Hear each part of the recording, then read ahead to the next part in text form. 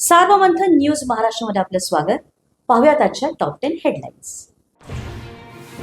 महापुराच्या विळख्यात सापडलेल्या मराठवाड्यातल्या अनेक जिल्ह्यांना पुन्हा पावसाचा तडाखा. धाराशिव, बीड, परभणी, नांदेडला पावसानं झोडपलं. सोलापुरातही पावसाचा कहर. जायकवाडी धरणातून मोसमातला सर्वात मोठा विसर्ग. धरणाचे सर्व 27 दरवाजे उघडले. गिरीश महाजनांकडून जायकवाडी धरणावर जाऊन पाहणी. संभाजीनगर जिल्ह्यात तुफान पावसाचा थैमान. अनेक भागातील घरात आणि सोसायट्यांमध्ये शिरलं पाणी. अनेक कंपन्यांमध्ये पाणी शिरल्याने कोट्यावधींच्या मशिनरीचं नुकसान.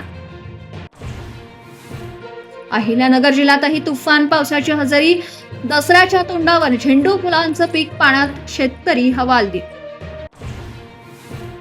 नाशिकच्या गंगापूर धरणातून पाण्याचा विसर्ग वाढवला. गोदावरी नदीत पूर परिस्थिती. मुसळधार पाऊस अद्यापही सुरूच.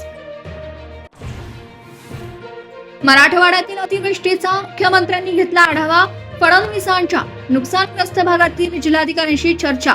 फील्डवर उतरून काम करण्याच्या स्पष्ट सूचना.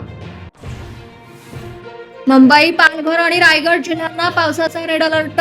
अनेक सखल भागात साचलं पावसाचं पाणी. वसई, विरार परिसरातही रस्त्यांना तळाचं स्वरूप.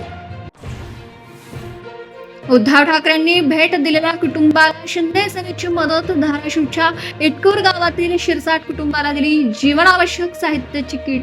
टीका करताना संजय राऊतांची जीभ घसरली.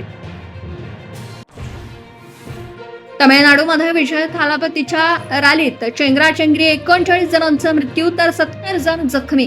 केंद्रीय गृह मंत्रालयाने राज्य सरकारकडे अहवाल मागितला. चेंगराचेंगरीतील मृतांचा पार्थिव कुटुंबियांना सुपूर्द. मुख्यमंत्री स्टालिन यांच्याकडून कुटुंबियांना प्रत्येकी 10 लाखांची मदत जाहीर. तर विजयाकडून प्रत्येकी 20 लाखांची मदत देण्याची घोषणा.